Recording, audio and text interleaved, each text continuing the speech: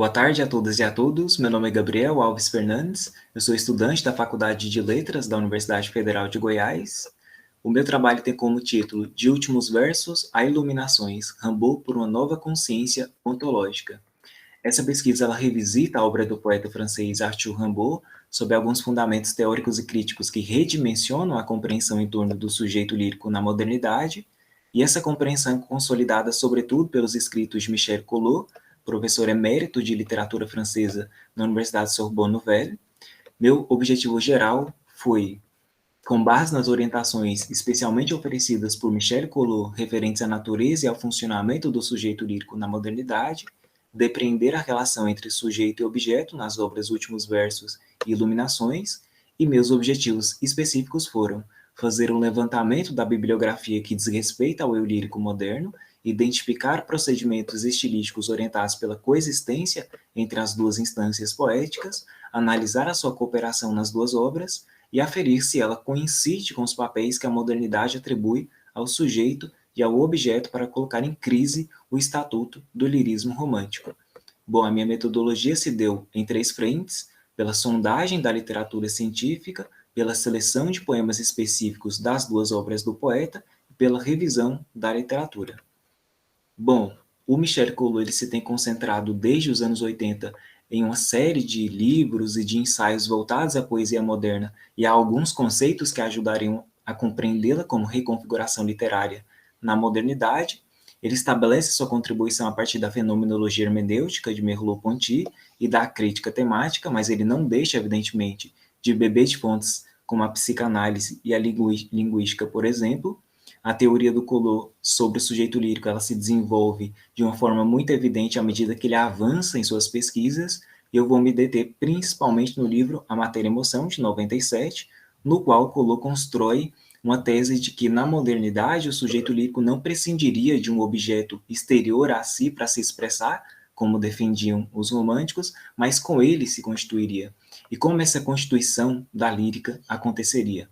Primeiramente, o Collot diz que a emoção é a resposta do sujeito ao contato com o objeto, que será interiorizado por ele, e que essa emoção só toma forma por meio da matéria, do corpo, do mundo e das palavras. Então, haveria uma relação constitutiva e interdependente entre sujeito e objeto, porque a resposta do sujeito à emoção coexiste com o objeto expresso, né? Considerando que ela participa do evento na medida em que exprime, expõe uma reação que faz parte dele mesmo. Então, a emoção, ela não expressa somente o estado de emoção, mas o objeto emocionante.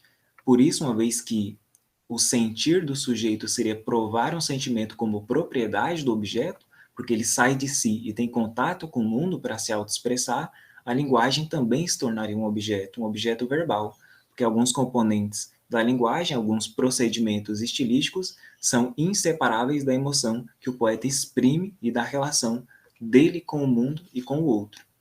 Bom, no caso de Rimbaud, o Michel Collot destaca um dos aforismos mais importantes das chamadas Cartas do Vidente do Poeta, a expressão eu é um outro, de 1871. Nela, o autor observa uma objetivação do sujeito, porque ele se torna o seu próprio objeto.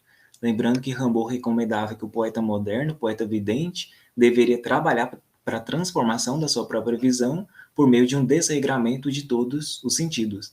E o Collot observa aqui uma autonomia tal da linguagem que ela se constitui a si mesma.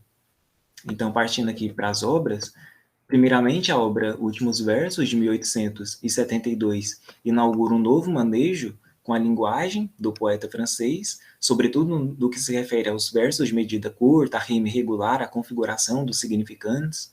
A intenção dessa poesia seria estabelecer novos vínculos entre o sujeito lírico e o mundo sensível, para fundar uma suposta comunidade sociocósmica entre humanos e não humanos.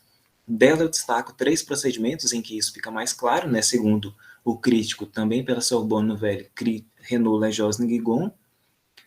O primeiro, no terceiro poema da peça A Comédia da Sede, que se chama Os Amigos, há um enunciado com a desorganização métrica, né, que começa com hexassílabo e se interrompe com a introdução de um pentassílabo, que é indicada por um ritmo consonantal marcado pelos explosivos labiais, pela P, né, pela consoante P.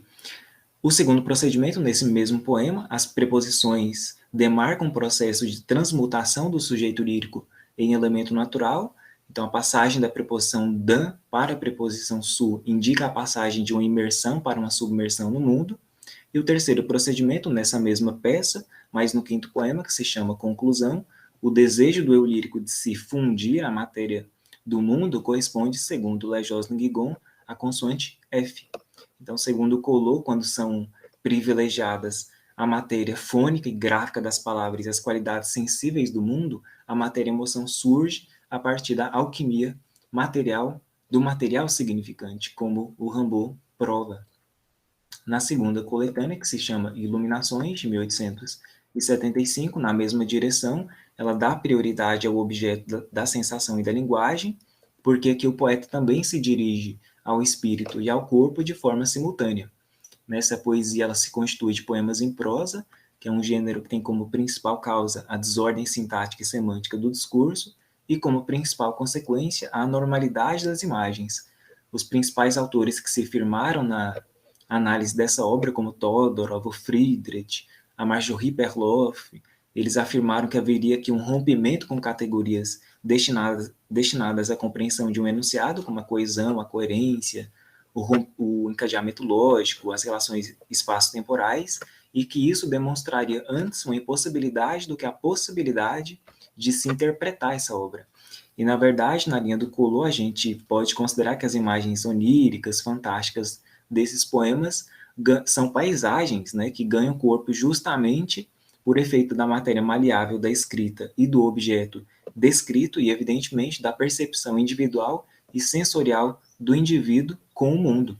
Além disso, o Collot também considera que o poema em prosa, particularmente, ele assegura uma coerência no texto, na medida em que ele introduz algumas rupturas sutis, lógicas, sintáticas e semânticas, e uma ambiguidade generalizada para garantir uma corrente de sensações por meio das cadeias fônico-sêmicas que a conformam ao longo do texto. O autor ele lembra também que a própria disposição gráfica do poema em prosa consegue transparecer a emoção em que o sujeito ainda não se distinguia do objeto. Então, a minha conclusão é de que Últimos Versos e Iluminações são duas obras similares do ponto de vista do imbricamento entre sujeito e objeto, e elas demonstram efetivamente a relevância da dimensão teórico-crítica proposta por Collot. Então, essas aqui foram as minhas referências. Muito obrigado a todos.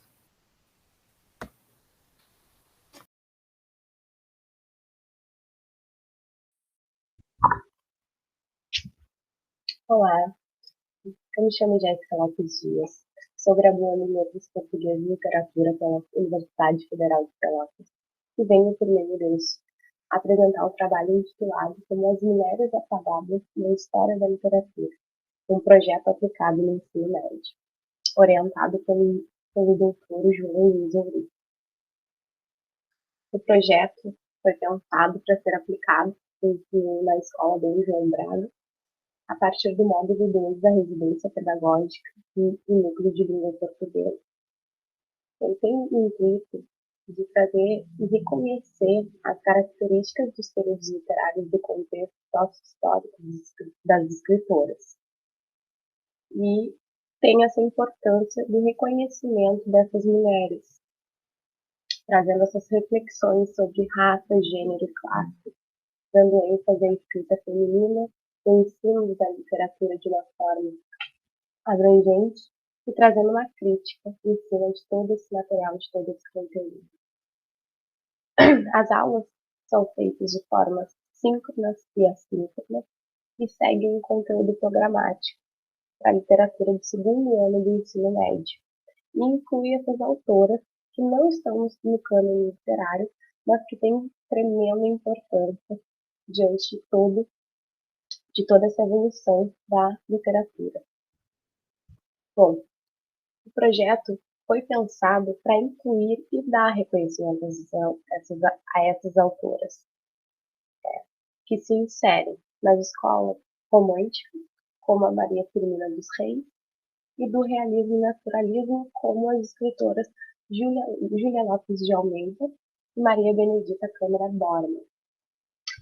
A partir disso, foram feitas metodologias ativas para conseguirmos ter maior retorno dos alunos. Foram utilizadas plataformas como o Canva para elaborar slides mais dinâmicos. Criamos nuvens de palavras em grupos a partir de uma plataforma. Usamos Google Forms para gerar dinâmicas interativas e trazer maior visibilidade e retorno para esses alunos. O planejamento do projeto foi colocado em prática com o intuito de incentivar os alunos à prática dessas leituras e também formar alunos mais reflexivos, criativos e questionadores, porque a partir desse contexto histórico trazido pelas escritoras, pelas autoras, a gente consegue ter uma noção de toda a vivência que elas tiveram e a luta que foi para ter essa visibilidade. E esse planejamento buscou ampliar também os horizontes dos alunos a respeito da literatura brasileira, trazendo esses questionamentos críticos, né? E esse processo se tornou essencial para chegar aos resultados pretendidos de forma mais concreta e efetiva. Por fim, essas obras elas podem ser consideradas um meio de denúncia dessas injustiças sociais junto a relatos históricos e trazer essa importância desse resgate dessas obras para o rompimento dessa tradição patriarcal que ainda temos muito reflexo na sociedade atual. Agradeço muito pela participação.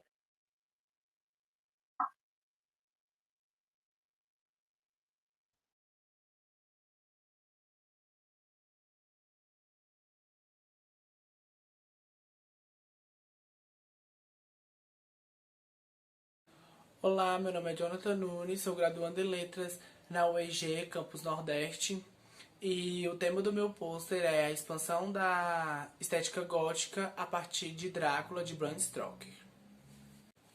Em primeiro plano, irei explicar sobre o surgimento da estética gótica ali na Inglaterra, né? Que surgiu ali na Inglaterra pelos fins do século XVIII, e eu contra todo o pensamento dos filósofos iluministas. Ela estava ali para eliminar os preconceitos que as pessoas tinham por superstições, medo de algo que é grotesco, algo inumano que se fazia ali presente e que os iluministas não falavam. As obras góticas dessa época, não dessa época, até nos dias de hoje, ela é formada por vampiros, como eu disse, coisas inumanas, vai contra o racionalismo, o sobrenatural, paisagens acidentadas, castelos, vilões, recintos sombrios, casas habitadas por vilões satânicos, por coisas fatais que as pessoas tinham medo. A partir disso, pode-se dizer que o gótico ele vai contra toda aquela beleza clássica, aquela coisa bonita, aquela coisa maravilhosa. Ele vai contra isso e traz coisas grotescas. O exemplo foi o que eu citei antes. Então, como o tema do meu trabalho ele é a expansão da estética gótica, eu resolvi trazer uma obra gótica da atualidade, que é Merrick, da Anne Rice. Essa obra faz parte das Crônicas Vampirescas, e essa obra em específico conta a história da Merrick, que é uma mulher misteriosa, belíssima, porém possui poderes relacionados ao voodoo, né? Na obra os personagens sempre falam que ela é uma bruxa, e que ela é uma coisa que é tipo, ninguém consegue explicar a beleza dela, como eu falei, né? É uma mulher misteriosa e exótica de beleza, como diz a sinopse aqui. Essa obra aqui existe vampiros, existe o vampiro mesmo, o que tá narrando a história é o vampiro David. E, como eu disse também, é uma obra contemporânea gótica. A partir disso eu trouxe uma passagem na página 89 do livro de Merrick. Tem a seguinte passagem. Era inevitável essa partida, porque nenhum de nós conseguiria suportar a companhia de tantos colegas sugadores de sangue por muito tempo. Esses sugadores de sangue aqui que ele fala, que o David fala, é vampiro mesmo. Então, coisas inumanas, ou seja, já tem um elemento do gótico aqui, que é o vampiro, né? Não é à toa que ela se insere nas crônicas vampirescas.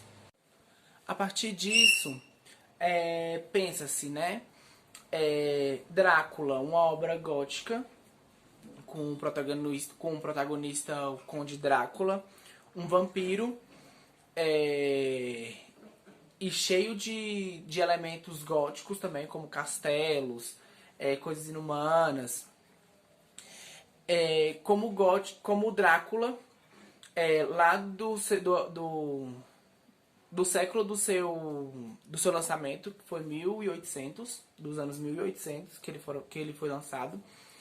Como ele chegou até hoje em dia, mesmo fazendo outros autores se ter ele como um arquiteto, que o arquiteto, na visão do Genet, né, o arque de arquitetura e o texto. O arque é ali onde projeção mesmo, de arquitetura mesmo, a projeção de um texto, ou seja, a estrutura do texto, a base que ela utilizou, que a Anne Rice utilizou para escrever Merrick. Então, pode-se dizer que Anne Rice utilizou Drácula como arquiteto, uma vez que, se não fosse o Conde Drácula, né, de Bram Stoker, ela provavelmente não escreveria as crônicas vampirescas, porque, como eu disse lá no início, no gótico, ele estava ali para eliminar aqueles preconceitos de coisas inumanas, de monstros, de coisas góticas. E Drácula trouxe esses elementos, na verdade, vampirescos, né? Que é sugadores de sangue, pessoas imortais, que um vampiro é um ser imortal, né? Outro tópico que é relevante abordar é a presença efetiva de um texto dentro do outro, ou seja, a intertextualidade. Ou seja, a presença de Drácula dentro da obra de Merrick. A intertextualidade, ela se dialoga, os textos se dialogam. Ou seja, quando você lê a obra, você vai se remeter, lembrar a algo que você já ouviu falar ou já leu. No caso de Merrick, é a obra de Drácula. Quando você lê Merrick, você lembra de Drácula.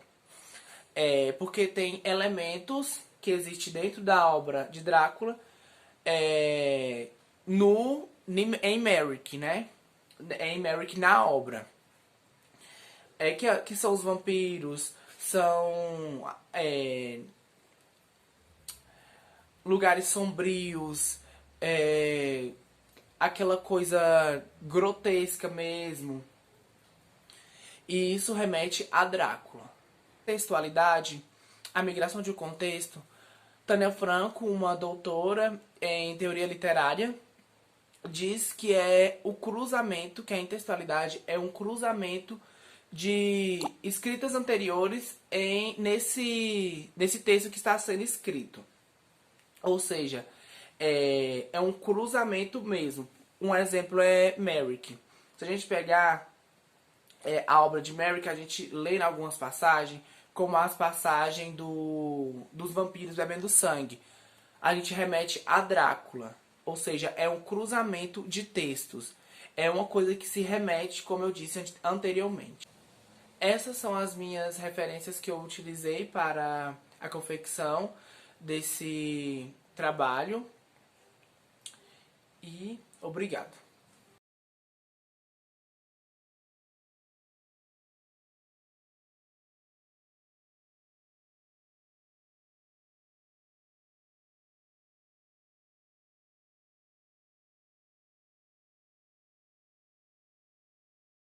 Boa tarde a todos e todas. O meu nome é Poliana. Eu sou licencianda em Letras Português pela UFPE e o trabalho que hoje eu compartilho com vocês é fruto da minha experiência enquanto professora do ensino fundamental anos finais e ele se intitula Literatura e a Formação de Leitores no Ensino Fundamental Remoto. Em termos de considerações iniciais, o presente trabalho ele foi desenvolvido em uma turma do sexto ano de uma escola pública da capital pernambucana e teve como principal objetivo desenvolver um ensino de leitura literária tido como prazeroso e, sobretudo, significativo para o alunado, né?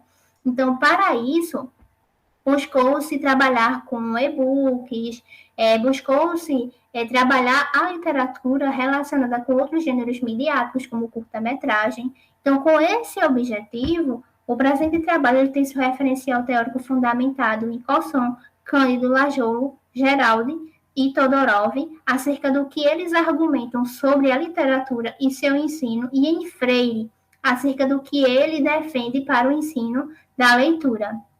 Então, né, sabendo que o letramento literário é uma prática social, né, como bem defende o Corson e como tal é responsabilidade da escola buscar pelo seu desenvolvimento, o professor ele tem que trabalhar com a literatura, né, buscando, né, fazer com que essa efetive o seu poder, né, humanizador. Então, para isso ele tem que buscar promover aulas que despertem, né, o gosto do alunado e o interesse do alunado pela leitura literária, ou seja, que o alunado encontre sentido nessas aulas, como defende a Lajolo, 2005. Então, com base nisso, né, buscou-se desenvolver um trabalho nessa turma, levando em consideração os seguintes aspectos: o contexto atual e a identidade da turma, o gosto e necessidade dos alunos, o poder humanizador da literatura, a escolha de temáticas relevantes, o trabalho literário relacionado com outras mídias, como eu já mencionei, e a aula de literatura como um momento de escuta, fala e reflexão, né? Nesse momento, né, eu tomo a aula como acontecimento tão defendida por Geraldi. Então, para explicitar um pouco, né, do trabalho que eu já desenvolvi e venho desenvolvendo na turma, eu trouxe recorte de 2 momentos. Então, o primeiro deles foi quando eu estava trabalhando o gênero notícia, e aí, né, eu levei uma notícia que era sobre preconceito racial, e isso tocou muitos alunos, né, muitos alunos nesse momento, né, deram seus depoimentos, né, dos casos que já viveram, né, de injúria racial, e aí muitos alunos afirmaram não gostar do tom da pele, porque eram perseguidos, né, porque eram chamados disso ou daquilo pelas outras pessoas, e aí eu senti muita necessidade de trabalhar em cima disso. Então, numa próxima aula, eu trouxe a obra Sully, o livro Sully, da Lupita, e o curta-metragem Recolede. E aí, lemos o livro em sala e reproduzimos também o curta-metragem, né? Vimos o curta-metragem em aula também, em aula síncrona. E aí discutimos sobre, né, essa necessidade, sobre a importância de valorizarmos nossos traços, né, identitários, que não devemos transformar nossos traços identitários, né, para se encaixar em algum padrão de beleza estereotipado da sociedade, né? E aí discutimos e refletimos sobre essa valorização tão importante nos dias atuais. Um outro momento que eu trago foi quando eu estava trabalhando no gênero conto e eu percebi que alguns alunos se utilizavam do chat para praticar bullying em plena aula remota, síncrona. E aí, né, eu senti muito essa necessidade de trabalhar em cima disso. Então, numa aula seguinte, eu já levei um conto que abordava, né, a temática e iniciei em aula a leitura do livro A Terra dos Meninos Palados, do escritor Graciliano Ramos, e como atividade assíncrona, eu estabeleci a conclusão dessa leitura. Então, em uma aula, né, posterior, eu já iniciei essa aula com a reprodução de uma reportagem do Globo Repórter, né, que tratava sobre a temática. E aí discutimos, né, sobre a relação entre a obra fictícia, né, e a real, né, que trazia fatos reais, a reportagem, né, e discutimos e refletimos sobre as consequências, né, do bullying na vida de uma pessoa. Então foi um momento, né, foram, né, na verdade, momentos muito válidos, né, para a formação da conduta humana desses discentes. E aí, momentos como esses, muitos outros momentos, na verdade, foram, né, vivenciados com a turma. E nesses dois casos aqui, as obras partiram de mim, porque o alunado, ele não tem um conhecimento, assim, um repertório de leitura muito grande. Então, é difícil algum aluno mencionar alguma obra em sala ou trazer alguma obra. Então, para saber os gostos, né, do alunado, eu sempre passo formulário, né, para saber qual temática quais temáticas, na verdade, eles têm mais interesse. E nesses dois casos aqui, eu agi em cima, né, de necessidades que eu achei pertinente, né, e que partiram do alunado, né. Então, são caminhos, né, para a escolha das obras a serem trabalhadas no trabalho com a leitura literária. Então, diante de sequências de trabalhos como essas, né, ao longo dos meses, eu percebi um maior engajamento dos discentes pela leitura literária, um maior interesse deles pela leitura literária, bem como pelas discussões, né, a respeito das temáticas que essas obras abordavam, né. Então, creio que isso foi muito importante, né, para eles aderirem a esse gosto inicial, né, pela leitura literária, porque bem no início tinha alunos que não gostavam de ler, né, que enxergava a leitura como uma atividade, né, muito enfadonha e cansativa. Então, de imediato, eu passei a trabalhar mais livros que tinham imagens, livros curtos. Eu acho que no início isso ajuda muito, bem como o trabalho relacionado com outras mídias, né, como eu já mencionei. Então, creio que esse trabalho melhor dizendo, esse caminho metodológico é viável para o trabalho, né, com o ensino da leitura literária, já que 80% da turma, né, nessa turma, no caso, despertou o gosto, né, pela leitura. Mas vale salientar que cada contexto, né, é uma situação diferente. Então, é isso. Aqui estão as minhas referências bibliográficas. Obrigada pela atenção.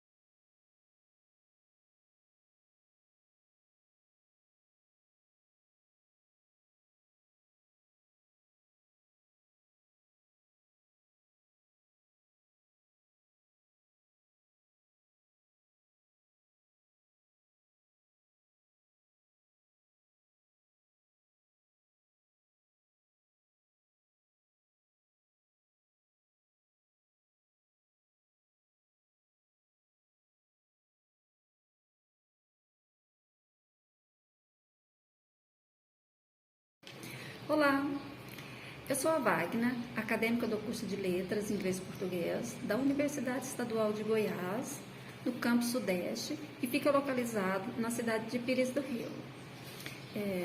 Eu vou falar sobre o meu projeto do Programa de Bolsas de Iniciação Científica, PIBIC, sob a orientação da professora e doutora Desmaria Alves Davi, a qual eu agradeço imensamente, pois ela teve um papel fundamental no desenrolar e na conclusão desse projeto. Muito obrigada, professora Desmaria. Para o estudo da pesquisa, foi feita a leitura do livro Sociologia Goiana, de Gilberto Mendonça Teles. Fizemos um levantamento bibliográfico da leitura do referido livro do poeta. Foram selecionados alguns poemas que possuem relações metapoéticas e questões culturais goianas para serem analisados e interpretados. Este trabalho ele tem como propósito de apresentar alguns resultados obtidos pela pesquisa que foi desenvolvida no período de agosto de 2016 a julho de 2017. O objetivo central se constituiu em estudar a fala poética, delineada no conjunto dos versos sociológicos goianos, onde fica delineado a recorrência da metalinguagem, assim como a adoção de uma postura irônica do sujeito lírico. Há ainda a presença marcante de referências e marcas culturais goianas, dentre as quais ficaram destacadas a criativa associação da ousadia do ser poeta, a figura folclórica do Saci, que é um personagem do folclore regional de Goiás. Sociologia Goiana é uma declaração de amor de poeta a Goiás, sua terra natal. Gilberto incorpora o cotidiano e a cultura popular nas linhas dos seus versos em Sociologia Goiana. Gilberto Mendonça Teles, ele é um poeta e crítico literário. Ele é natural da cidade de Bela Vista, no estado de Goiás, e ele nasceu em 30 de julho de 1931, e ele é muito conhecido no cenário internacional, literário e poético. É também conhecido pelos seus importantes estudos sobre o modernismo e a vanguarda na poesia. Os versos sociológicos goianos revelam a saudade do tempo passado. Apesar de Teles não morar em Goiás, ele deixa claro o seu amor por Goiás. Ele ainda está muito ligado à sua origem e ele demonstra através dos seus poemas a preocupação também que o seu estado sofre quando se diz respeito à degradação do meio ambiente e ao comportamento depredatório da sociedade em relação aos bens da natureza. E de forma até mesmo irônica, ele deixa isso claro em seus versos. Gilberto Mendonça Teles, ele viveu praticamente a vida toda no estado do Rio de Janeiro. Hoje, atualmente, ele mora no estado do Rio de Janeiro. Gilberto Mendonça Teles morou em outros países. Ele é professor da Pontífice, faculdade da PUC, no estado de São Paulo.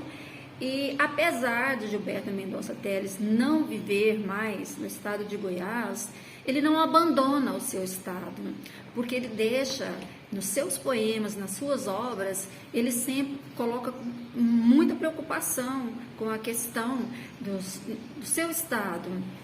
Ele denota uma preocupação muito grande e ele demonstra isso principalmente nesse estudo feito desse livro Sociologia Goiana. Gilberto Mendonça Teles, ele é um poeta muito conhecido e muito respeitado no cenário internacional, e isso é muito importante para nós goianos. porque, infelizmente, o estado de Goiás, ele é um estado que ele não valoriza muito os poetas goianos. Então, os poetas goianos, para se destacarem dentro da poesia, tiveram que sair do seu estado para poder ser conhecido, para fazer sucesso. Ainda que os poetas goianos, agora que está sendo um pouco mais estudado, conhecido, porque o estado em si, ele não valoriza o poeta goiano, e isso é muito triste para nós. Mas essa é uma realidade a qual a gente está deixando para trás. Tanto que eu trago esta obra, que é esse trabalho que eu desenvolvi juntamente com a professora Nesmária, para mostrar um pouco da cultura goiana e da riqueza que a cultura goiana tem no cenário nacional e também internacional. E isso é muito importante para todos.